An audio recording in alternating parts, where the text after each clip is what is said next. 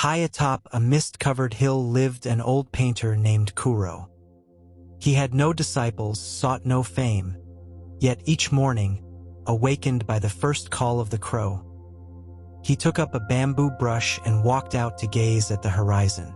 His cabin was humble, barely a shelter of wood and straw, but inside hung hundreds of rice paper scrolls, covered with soft and silent ink strokes.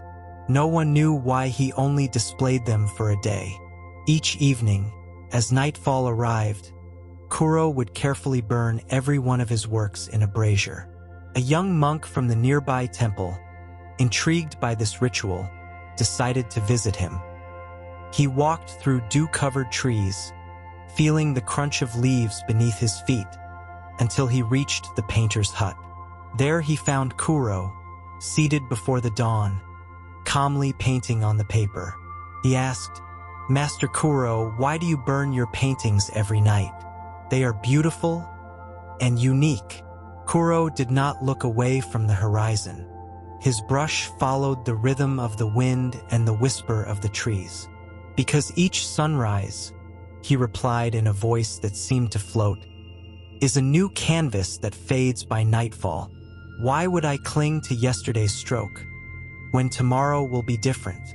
The young monk watched in silence as the painting was born, and something in his chest loosened, like a rope that had been pulled too tight for too long. That night, the young monk didn't return to the temple. He stayed with Kuro, seated on a straw cushion, while the sky turned a faded gold and the first stars trembled above. The old man gathered his scrolls, one by one, with the care of someone holding a breath. He placed them gently over the brazier, and without a word, lit the flame. The fire danced over the ink strokes, devouring them slowly. There was no sadness in the painter's eyes, only serene peace, like a leaf falling without resistance. "Each brushstroke," said Kuro without looking at the young man, "is born from the present. If I keep it, I turn it into memory. If I burn it, I let it be." The monk, used to memorizing sutras and preserving teachings, felt a sharp jolt in his mind.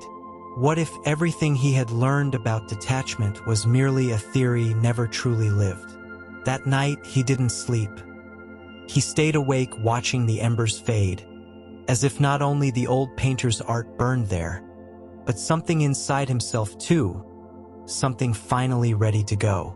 When dawn again touched the earth with golden fingers, the monk was still awake, eyes open toward a sky beginning to brighten.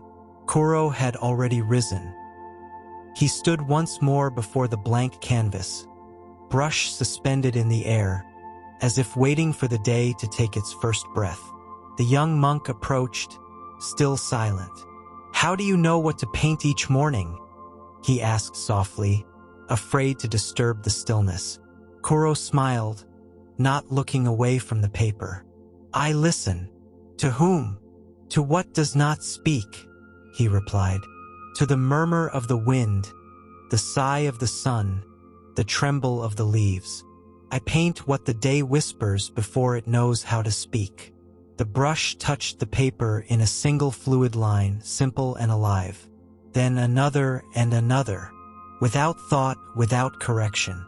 "Mistake," Kuro continued, "only exists when you think you should be doing something else. But the brush does not doubt. If it slips, I follow it. Whatever is born sincerely has its place, even if it lasts only a moment."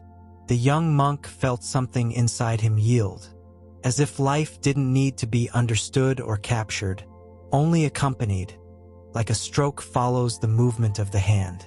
And for the first time in a long while, he smiled without reason. That day passed with the softness of a petal falling into a stream. The monk and the old man shared rice and tea in silence. They spoke not of past or future, only of the curve of a cloud, the sound of an insect hidden in the wood, the way the light entered through the cabin's cracks. In the afternoon, Kuro offered the monk a brush. "Try," he said, "not to create something beautiful, but to discover how the moment breathes through you.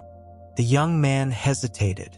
His fingers, used to handling prayer beads, felt clumsy with the brush, but he obeyed. Before him, the blank paper seemed to watch him with infinite patience. He didn't know what to paint. He had no image in mind, and yet the brush moved, at first stiffly, then with sweet awkwardness, and finally with freedom. He drew curved lines, scattered dots. A breath of wind he hadn't known lived in his chest. Kuro didn't watch with judgment, only with a smile that seemed to say, "This is how detachment begins. It doesn't matter if it looks like anything," said the old man. "What matters is if it comes from the now." And the monk understood that he wasn't painting to show or to keep, but to see. As the sun began its slow descent, painting the sky in orange and violet, Kuro gathered the day's papers, his own and the monk's. He placed them side by side in front of the brazier. The young man frowned. "You'll burn mine too?" "Of course," replied the old man as he arranged the firewood. "Each stroke is a footprint of the moment, not a stone we must carry." The monk hesitated.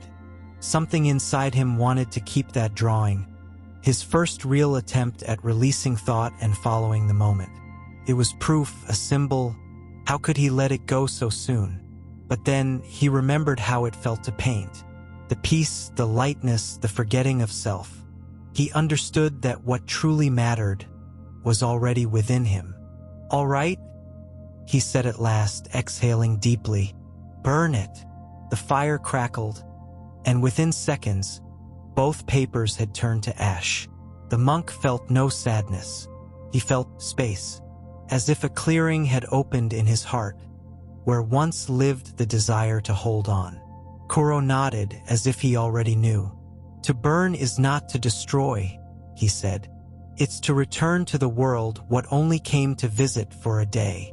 That night the sky was clear. The moon shone like a lamp suspended high above the silence. The monk lay on a mat beside the cabin, gazing at the stars. Kuro remained seated in lotus position, motionless, like a breathing mountain. "Master," the monk whispered, eyes half closed, "if everything disappears by nightfall, what's the point of creating?" Kuro didn't respond right away. He closed his eyes and let the wind play with strands of his white hair. "Creation is not to leave a mark," he said at last. "It is to hear the moment that wants to speak through you. The flower does not bloom to be remembered. It blooms because it is its time." The monk felt a sweet shiver run through him. He looked at the starry sky and realized that even stars would one day cease to shine. And yet, there they were, lighting the night without demanding to be eternal. So, beauty lies in what passes? "Beauty is in what passes because it passes," the old man replied. "What remains is what you learned by letting it go." The monk closed his eyes. The distant song of a cricket marked the rhythm of sleep. And like a dissolving cloud, his mind began to vanish into the vastness of now.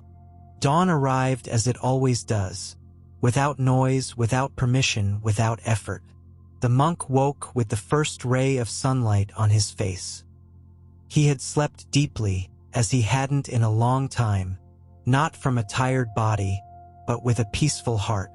Kuro was already awake, preparing tea.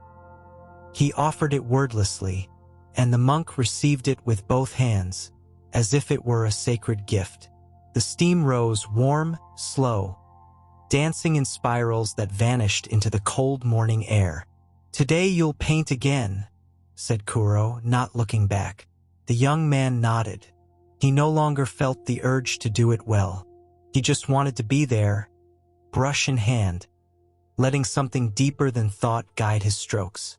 In front of the blank canvas, he breathed, closed his eyes, listened to the sounds of the forest, the creak of the wood, the brief song of a bird, and he painted a line, another, a void, and a curve that led nowhere, and everywhere. When he finished, he didn't know if it was beautiful. He only knew it was true, like the heartbeat of the day. Kuro watched in silence, then said, "Art is not for the world. It is for the part of you the world has not yet touched." And hearing this, the monk understood that dawn need not be remembered, only lived.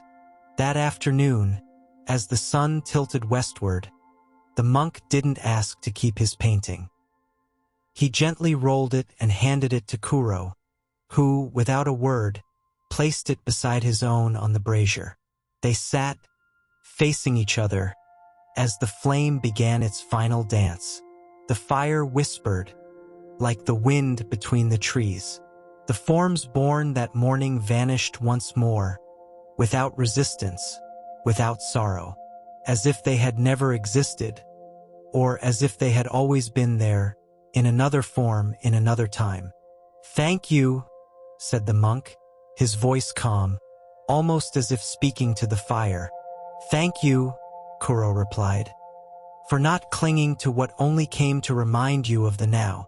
Night fell like a long, deep sigh. The sky filled with stars, and the world began again, anew. The young man returned to the temple the next day. His hands were empty, but his heart was light. He no longer needed to keep anything.